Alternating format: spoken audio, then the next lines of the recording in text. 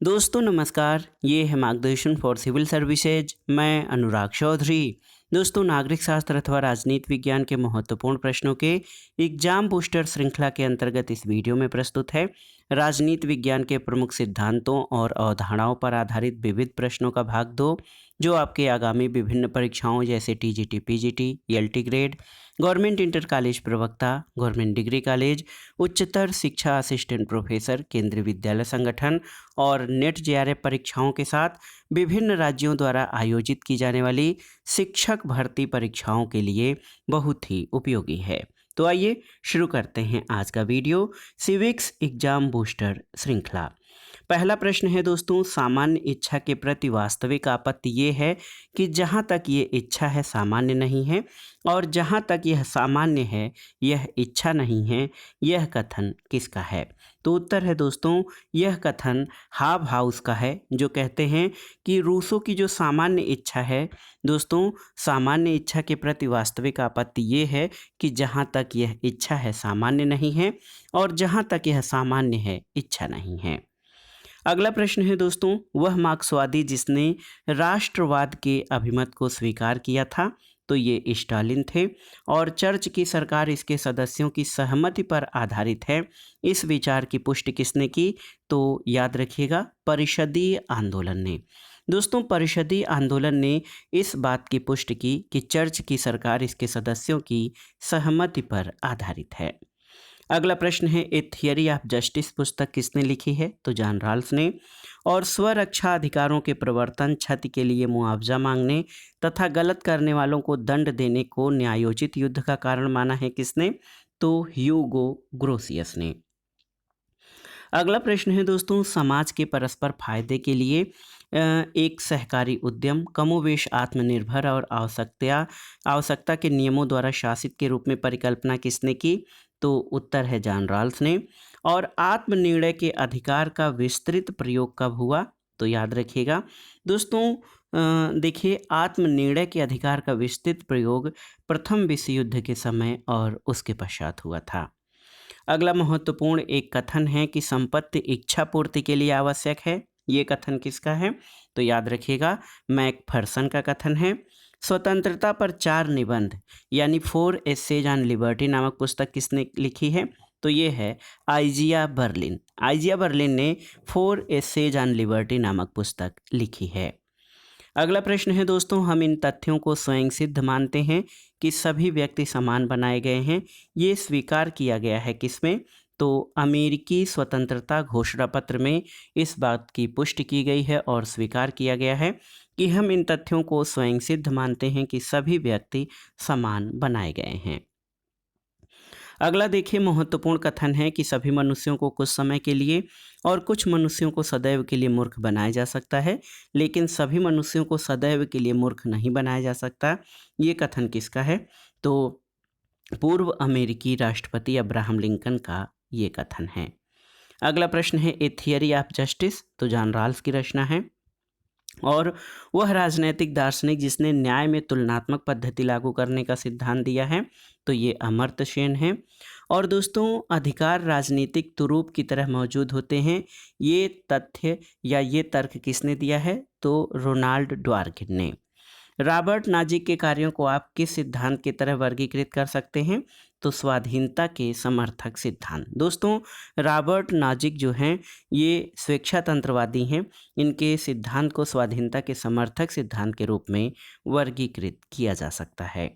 Justice as fairness यानी उचितता के रूप में न्याय की अवधारणा से कौन संबंधित है? तो जॉन रॉल्स। और दोस्तों, न्याय की राल्सियन सिद्धांत, जिसे न्याय के निष्पक्षता के रूप में जाना जाता है, ये किस प्रकार के न्याय सिद्धांत का उदाहरण है?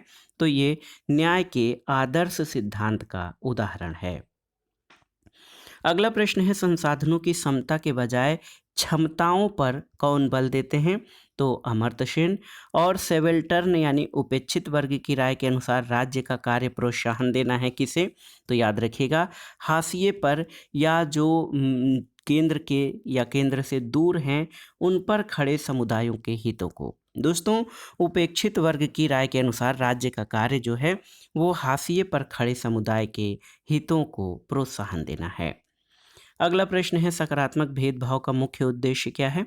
तो किसी सुविधा वंचित समूह को उस स्तर तक उठाना जहां से वह समाज के अन्य वर्गों के साथ बराबर की प्रतिस्पर्धा में आ सके, इसे सकारात्मक भेदभाव कहते हैं। पर्यावरण हितैषी नारीवादी या इको फेमिनिस्ट के रूप में कौन जानी जाती हैं? तो भारत की मशहूर पर्यावरणविद वंदना शिवा पर्यावरण हितैषी नारीवादी के रूप में जानी जाती हैं। जाति प्रथा का मुख्य तत्व क्या है? तो ये चेतना बोध है। और बहुदलीय व्यवस्था कहाँ पर नहीं पाई जाती है? दोस्तों, क्यूबा में साम्यवादी व्यवस्था है, वहाँ पर एक दल की प्रधानता है। क्यूबा में बहुदलीय व्यवस्था नहीं पाई जाती है। अगला प्रश्न है कि आधुनिक राज्यों में स्थिति समूह बनाम राज्यों की होती जा रही है, ये कथन किसका है? तो ये बारकर का कथन है। और देखिए, सामुदायिकतावाद एक प्रमुख धारा है किसकी? तो प्रत्ययवाद या आदर्शवाद की प्रमुख धारा है सामुदायिकतावाद। प्रभुत्व की अवधारणा संबंधित है किससे? तो दोस्तों, प्रभुत्व की अवधारणा से ग्रामसी संबंधित है, थियरी ऑफ हेजेमनी। अगला प्रश्न है रॉबर्ट डहल द्वारा जो है किसके राजनीतिक अवधारणाओं का प्रतिपादन किया गया है? तो रॉबर्ट डहल ने बहुशासन की राजनीतिक अवधारणाओं को प्रतिपादित किया है। एक महत्वपूर्ण पुस्तक है वेल्थ ऑफ नेशंस, इसके लेखक कौन है? तो एडम स्मिथ की कृति है वेल्थ ऑफ नेशंस। और इसी पुस्तक के जो है प्रणयन के कारण एडम स्मिथ को दोस्तों अर्थशास्त्र का जनक कहा जाता है। अगला प्रश्न है लॉ ऑफ द कॉन्स्टिट्यूशन के लेखक कौन है? तो एवी डायसी हैं। और देखिए, सूचना का अधिकार अधिनियम 2005 मुख्यतः किस उद्देश्य की सहायता प्रदान करता है? तो ये पारदर्शी प्रशासन के उद्देश्य की सहायता करता है। अगला प्रश्न है भारतीय कानून में पूर्ण रूपेण या आंशिक रूप से शामिल नहीं किया गया है किसको? The Rome statute of the International Criminal Court को। और उत्तर प्रदेश की प्रथम राज्यपाल कौन थी? तो श्रीमती सरोजनी नायडू। एक नागरिक समाज की महत्वपूर्ण विशेषता क्या है? तो स्वेच्छा जो है दोस्तों, ये सिविल सोसाइटी की महत्वपूर्ण विशेषता है। अगला प्रश्न है नए समाज रूपी शिशु को गर्भ में धारण करने वाली हर पुरानी व्यवस्था के लिए शक्ति एक दायी है, ये कथन किसका है? तो ये कार्ल मार्क्स का कथन है। और देखिए, उदारवादी राजनीतिक अर्थव्यवस्था की आवश्यक रूपरेखा प्रदान की गई किसके द्वारा? तो एडम स्मिथ के द्वारा। और आप जान लीजिए, एडम स्मिथ ने दोस्तों अर्थशास्त्र में अहस्तक्षेप यानी लेसेज फेयर के सिद्धांत की वकालत की थी। अगला प्रश्न है वे समाजवादी जिनको नैतिक समाजवाद की मानवतावादी परंपरा की श्रेणी में वर्गीकृत किया जा सकता है? तो ये हैं विलियम मॉरिस। और कल्याण मूलक अर्थशास्त्र या वेलफेयर इकोनॉमिक्स और सामाजिक वर्ण सिद्धांत के निरूपण का श्रेय किसे दिया जाता है? तो नोबेल पुरस्कार विजेता अमर्त्य सेन को। अगला प्रश्न सुमेलन करना है उपागम और विद्वान। तो देखिए, नव संस्थावाद से डगलस सिनार्थ, नव उदारवाद से मिल्टन फ्रीडमैन, समुदायवादी विचारक माइकल वाल्जर और व्यवहारवादी डेविड एप्टर हैं। अगला प्रश्न है एक राज्य जो अपने नागरिकों को अधिकतम सामाजिक सुविधाएं प्रदान करता है, वो कौन सा राज्य कहलाता है? तो वेलफेयर स्टेट या कल्याणकारी राज्य, आप जानते भी होंगे। अगला प्रश्न है फ्रांसिस फुकुयामा के अनुसार तो पश्चिमी उदारवाद की निर्णायक विजय हो गई है और अब इस तरह से इतिहास का अंत हो गया है। तो याद रखिएगा, end of history Francis Fukuyama का विचार है। उसमें ये माना जाता है कि लंबे संघर्ष यानी साम्यवाद और उदारवाद या पूंजीवाद में संघर्ष के बाद पश्चिमी उदारवाद की निर्णायक विजय हो गई है। अगला प्रश्न है प्रत्येक विचारक अपने युग का शिशु होता है, ये कथन किसका है? तो ये डनिंग का कथन है। और मैकियावेली को व्याख्यायित करते हुए डनिंग का कहना है कि प्रत्येक विचारक अपने युग का शिशु होता है और मैकियावेली भी अपने युग का शिशु था। अगला प्रश्न सही सुमेलन करना है मिचेल्स, इसने जनमानस की संकल्पना का प्रतिपादन किया। माओ ने लोक युद्ध की संकल्पना, पैरेटो ने अवशेषों की संकल्पना और अरस्तु ने क्रांति की संकल्पना की विवेचना की है। अगला प्रश्न है दोस्तों कम्युनिस्ट मैनिफेस्टो या साम्यवादी घोषणा पत्र लिखा गया था किसके द्वारा? तो कार्ल मार्क्स के द्वारा। और प्रॉब्लम्स ऑफ लेनिनिज्म, इस पुस्तक के लेखक कौन है? तो स्टालिन हैं। अगला प्रश्न देखिए सही सुमेलन करना है समकालीन उदारवाद के चिंतक और मूल विचार। तो आइजिया बर्लिन मूलतः नकारात्मक स्वतंत्रता से संबंधित हैं। एफ ए हेयक अन्याय और दुर्भाग्य में अंतर से, कार्ल पापर उत्तरोत्तर परिवर्तन का सिद्धांत और सीबी मैकफरसन रचनात्मक स्वतंत्रता से संबंधित हैं।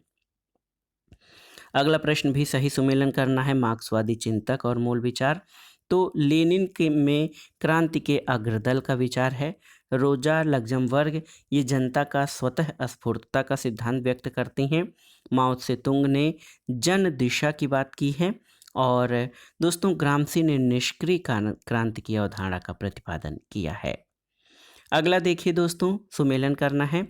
बहुलवादी राज्य तो प्रतिस्पर्धी सामाजिक हितों का विभाजक, मार्क्सवादी राज्य वर्ग व्यवस्था का ध्वंस करता है, कल्याणकारी राज्य राज्य के कार्यों में विस्तार पर बल देता है, और उग्र नारीवादी राज्य ये पितृसत्ता के उन्मूलन की बात करता है। अगला प्रश्न दोस्तों, सूची 1 का सूची 2 से सुमेलन करना है। यहाँ पर देखिए, अत्यल्प राज्य वो केवल व्यवस्थित जीवन की शर्तों को तय करता है, यानी ऐसा राज्य जो सबसे कम से कम शासन करता है। विकासवादी राज्य तो समृद्धि और आर्थिक विकास को बढ़ावा देता है। सामाजिक लोकतांत्रिक राज्य ये बाजार अर्थव्यवस्था के अन्याय को दूर करने का प्रयास करता है। सामूहिकतावादी राज्य ये संपूर्ण आर्थिक जीवन पर नियंत्रण रखता है। और सर्वाधिकारवादी राज्य ये नागरिक समाज को नष्ट कर देता है। अगला प्रश्न एक पुस्तक है, पॉलिटिकल आर्डर इन चेंजिंग सोसाइटीज, ये किसकी रचना है? तो ये सैमुअल पी हंटिंगटन की कृति है। अगला है दोस्तों, वे ब्रिटिश और अमेरिकी राजनीतिक संस्थाओं पर सबसे प्रभावशाली लेखकों में से एक थे और लेबर पार्टी के अध्यक्ष भी थे। वे कौन थे? तो ये हैं हैरोल्ड जोसेफ लास्की। अगला प्रश्न है, लेखक और अवधारणा, तो जॉन राल्स ने अपने न्याय सिद्धांत को जस्टिस एज फेयरनेस के रूप में व्याख्यायित किया है। रिचर्ड जे अर्नेशन ने प्राइमरी गुड्स रिकंसीडर्ड, और एलेक्स कैलिनोकस ने इक्वलिटी ऑफ व्हाट की अवधारणा का प्रतिपादन किया है। देखिए, एक बहुत ही महत्वपूर्ण कथन है दोस्तों, विचारधारा संपूर्ण सामाजिक विज्ञान में सर्वाधिक भ्रामक अवधारणा है। ये कथन किसका है? तो ये डेविड मैक्लेलन का कथन है। अगला प्रश्न है, समुदायवाद के प्रतिपादक कौन नहीं है? तो फ्रेडरिक हायक। राज्य की सापेक्ष स्वायत्तता के सिद्धांत के प्रतिपादक कौन है? तो ये हैं एंटोनियो ग्राम्सी। अगला प्रश्न है दोस्तों, आधुनिक व्यक्ति समुदाय में सुधार आवश्यक है क्योंकि उदारीकरण एक आत्मविध्वंसक सिद्धांत है। ये विचार किसका है? तो ये माइकल वाल्जर का है। और दोस्तों देखिए, राज्य और पूंजीवाद के साथ उसके संबंधों पर अध्ययन करते समय किस विचारक ने ये दलील दी कि राज्य प्रमुख वर्गों की ओर से काम करने वाला कर्ता नहीं बल्कि वर्ग संघर्ष का एक क्षेत्र है? ये हमजा अलवी का कथन है। संस्थात्मक उदारवाद की धारा है तो फलनवाद। और देखिए, सही सुमेलन करना है यहाँ पर लेखक और उनकी पुस्तकों का। ब्रायन बेरी की पुस्तक है the liberal theory of justice, Susan Moller Okin की justice gender and family, Amartya Sen की आइडिया ऑफ जस्टिस, और टॉम कैंपबेल की पुस्तक है जस्टिस। अगला है, आधुनिक विचारधाराएं और विचारकों का मिलान करना है। मनोवैज्ञानिक विचारधारा से डेनियल लर्नर संबंधित हैं। मानकवादी विचारधारा महात्मा गांधी, संरचनात्मक विचारधारा जी आमंड, और तकनीकी विचारधारा डेविड एप्टर। अगला है दोस्तों, पर्यावरणवाद की अनुरूपता में नहीं है क्या? तो कार्टेजियन न्यूटोनियन विचार चित्र ये पर्यावरणवाद की अनुरूपता में नहीं है। नारीवाद की वह धारा जो रेखांकित करती है कि महिला का रास्ता बेहतर रास्ता है, तो ये सांस्कृतिक नारीवाद की जो है मान्यता है। संसाधनों की क्षमता से संबंधित नहीं है, तो माइकल वाल्जर। अगला प्रश्न है दोस्तों, अल्फ्रेड कोबन के अनुसार राजनीतिक सिद्धांत पतन का परिणाम था किसके? तो कोबा का मानना है कि राजनीतिक सिद्धांत का पतन या डिक्लाइन ऑफ पॉलिटिकल थियरी ये पूंजीवादी और साम्यवादी व्यवस्थाओं द्वारा संकीर्ण सैद्धांतिक विश्लेषण का परिणाम था। अगला प्रश्न है, लुई अल्थुजर का मुख्य योगदान मानव स्वभाव के मार्क्सी दृष्टिकोण में किसकी शिक्षाओं को जोड़ना था? तो सिगमंड फ्रायड की। अगला प्रश्न है दोस्तों, सूची 1 का सूची 2 से मिलान करना है। इसमें विचारक और उनकी पुस्तकें हैं। ज्यापाल सार्थ की पुस्तक है बीइंग एंड नथिंगनेस, जॉन राल्स की पॉलिटिकल लिबरलिज्म, रॉबर्ट नाजिक की पुस्तक है द नेचर ऑफ रैशनैलिटी, और माइकल वाल्जर की पुस्तक है स्फीयर्स ऑफ जस्टिस। वह विद्वान जिसके द्वारा समता और क्षमता में संतुलन के लिए राजनीतिक व्यवस्था में वामपंथी और दक्षिणपंथी शक्तियों की विद्यमानता को आवश्यक माना गया, तो F.W. रिक्स हैं। और देखिए बहुत ही महत्वपूर्ण एक कथन है कि कोई क्रांति तभी सफल होती है जब वह राजनीतिक रहती है तथा समाज तक विस्तारित नहीं होती। ये कथन किसका है? तो ये हन्ना अरेंट का कथन है। अगला प्रश्न सुमेलन करना है विचारक और पुस्तकें। मेरी ओलस्टोनक्राफ्ट इनकी पुस्तक है vindication of the rights of women. Gramsci की पुस्तक the prison notebook. Frantz Fanon की the rest of the earth. और जॉन रॉल्स की पुस्तक है पॉलिटिकल लिबरलिज्म। उज्ज्वला योजना आप जानते हैं ये रसोई गैस की एलपीजी से संबंधित है उज्ज्वला। अगला प्रश्न सही सुमेलन करना है दोस्तों। फाइनर, man on the horseback, Laski की पुस्तक ग्रामर ऑफ पॉलिटिक्स, प्लेटो की स्टैट्समैन और पॉपर की open society and its image. अगला प्रश्न है दोस्तों सही सुमेलन करना है पुस्तक और उनके लेखकों का। देखिए British political parties Robert McKenzie की रचना है। Political parties Robert Michels. Comparative government and introduction Jean Blondel की। और comparative politics quest for theory ये जेम्स ए बिल और रॉबर्ट एल हार्डग्रेव की रचना है। अगला है समाचार पत्र का नाम और मुख्य संपादक। देखिए the Hindu N Ravi, Times of India Jaideep Bose, the Hindustan Times Sukumar Ranganathan और द इंडियन एक्सप्रेस राजकमल झाकिया द्वारा जो है संपादित किया जाता है। अगला प्रश्न लेखक और पुस्तकों का सुमेलन करना है। माइकल सैंडल की पुस्तक है liberalism and the limits of justice. Charles Taylor की sources of the justice. Michael Walzer की पुस्तक है स्फीयर्स ऑफ जस्टिस। और एलिस्डेयर मैकेंटायर की पुस्तक है After Virtue. The zig zag of Politics पुस्तक किसने लिखा है? तो रॉबर्ट नॉजिक ने, याद रखिएगा। The zig zag of politics Nozick की पुस्तक है। वैश्वीकरण ने किसको प्रेरित किया है? तो शहरीकरण को। और दोस्तों जल नीति 2012 की विशेषताएं कौन कौन सी हैं? तो जल विनियमन प्राधिकरण की स्थापना, जल पुनर्चक्रण व पुनर्उपयोग को प्रोत्साहित करना, जल संसाधन की परियोजनाओं के रखरखाव में सामुदायिक भागीदारी और जल उपयोगकर्ता एसोसिएशन को वैधानिक शक्तियां प्रदान की जानी चाहिए। एक देखिए बहुत ही महत्वपूर्ण पुस्तक है एस्केप फ्रॉम फ्रीडम। इसके लेखक कौन है? तो एरिक फ्रॉम है। हिंसात्मक गैर राज्य अभिकर्ता कौन नहीं है? तो पियल्लो। और देखिए आदिमवाद का तत्व नहीं है, तो वर्ग जो है ये आदिमवाद का तत्व नहीं है। हरित प्रदेश की मांग भारत के किस क्षेत्र से संबंधित है? तो पश्चिमी उत्तर प्रदेश से। और एक पर्यावरण पर बहुत ही महत्वपूर्ण पुस्तक है साइलेंट स्प्रिंग। इस पुस्तक के लेखक कौन है?